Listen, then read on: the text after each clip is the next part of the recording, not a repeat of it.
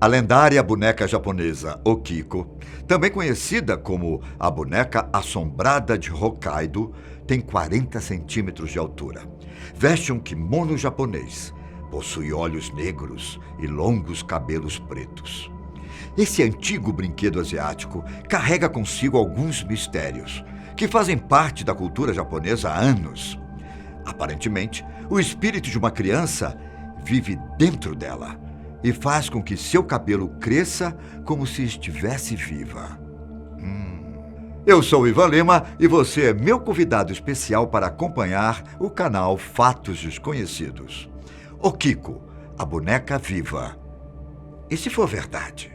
A boneca está, desde 1938, no templo de Maninji, na cidade de Uamizawa, em Hokkaido, uma das principais ilhas do Japão, conhecida por seus vulcões e suas fontes termais naturais.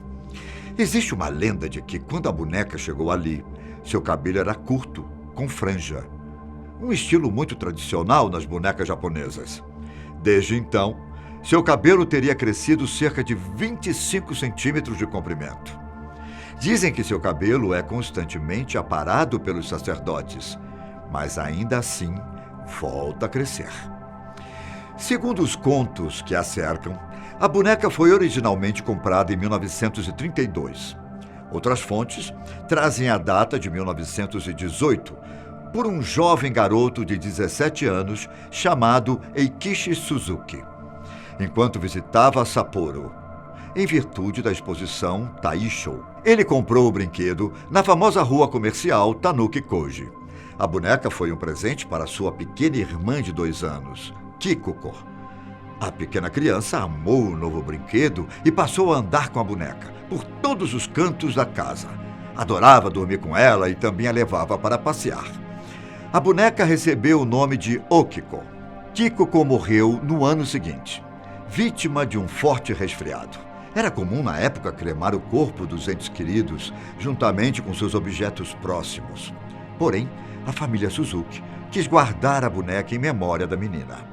A boneca Okiko então foi posta em um altar na casa, onde todos rezavam pela alma de Kikuko, que morreu de forma tão prematura. Passado algum tempo, a família começou a perceber que o cabelo da boneca estava um pouco maior. Eles entenderam isso como um sinal de que o espírito de Kikuko não estava pronto para ir embora, passando a viver dentro da boneca.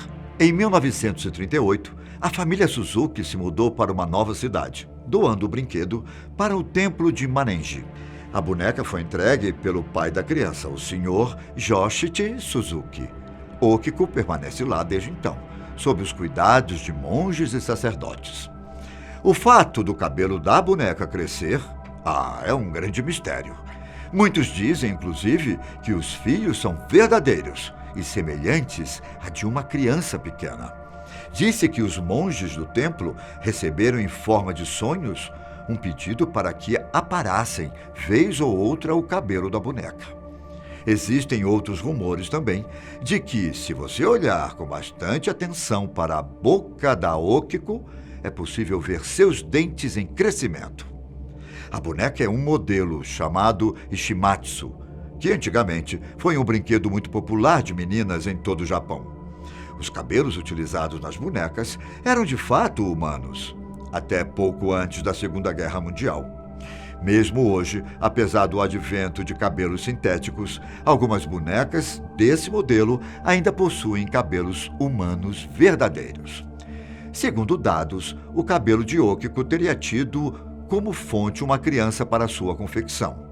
Atualmente, com a facilidade de se produzir cabelos artificiais, pode parecer estranho que cabelos humanos fossem usados para a confecção de brinquedos. Porém, ao contrário do que muitos podem acreditar, os cabelos não eram fornecidos de cadáveres, mas sim de mulheres que vendiam seus longos fios para a produção de perucas e bonecas, a fim de conseguirem uma renda. Os métodos de produção naquela época eram artesanais. Assim, muitas bonecas se diferenciavam umas das outras. Os fios do cabelo das bonecas eram postos na superfície da cabeça em forma de U, com uma linha, deixando as pontas soltas. Com o passar do tempo, os fios podiam se soltar, ainda mais quando eram puxados ou penteados por crianças, dando a impressão de que tinham crescido. Então, é possível acreditar que, de fato, o cabelo da Okiko pode ter crescido realmente. Não é possível saber se a história de que a boneca havia sido de uma pequena criança é verdadeira. Sabe-se que a palavra Okiko é constantemente encontrada em lendas e contos de terror japoneses, inclusive alguns de um período bem anterior ao da boneca. Em muitas versões, o fantasma de Okiko é um espírito de uma mulher que vive em um poço e sai em noites frias para assombrar as pessoas. O Poço de Okiko é uma das atrações turísticas no castelo de Himeji, uma antiga estrutura do período Sengoku, que é considerada um tesouro nacional do Japão, tendo sido classificada como Patrimônio Mundial da Humanidade pela Unesco, em dezembro de 1993. O fantasma do poço é uma lenda sobrenatural bastante comum no Japão. Segundo uma lenda, o caso que deu início aos contos teria ocorrido no século XVII, na mansão de um senhor feudal conhecido como Oyama Tessan. Esse rico homem tinha uma criada. Sua aparência era muito agradável e ela atendia pelo nome de Okiko, assim como a boneca. Por sua tamanha beleza e por fazer parte de uma família pobre, ela sofria assédios do seu patrão, mas tentava fugir sempre, se mantendo distante. Por suas várias tentativas de fuga, o senhor Oyama arquitetou uma armadilha para a pobre Okiko.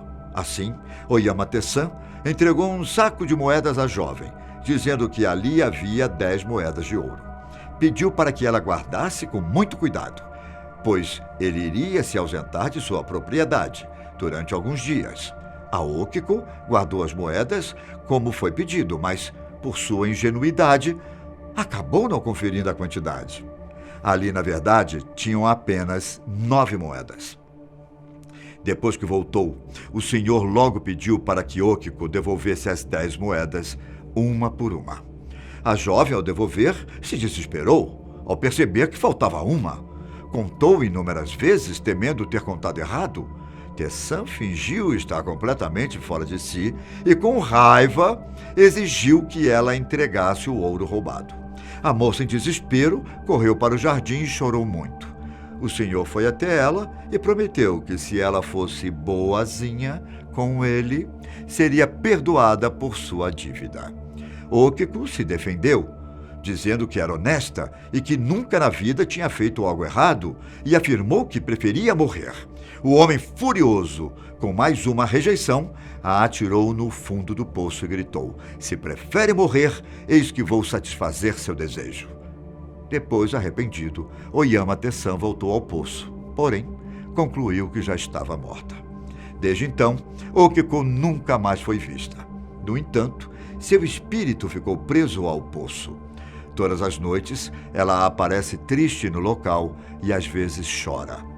Era possível ouvi-la contando moedas, e quando chegava na 9ª, ela desaparecia em um suspiro.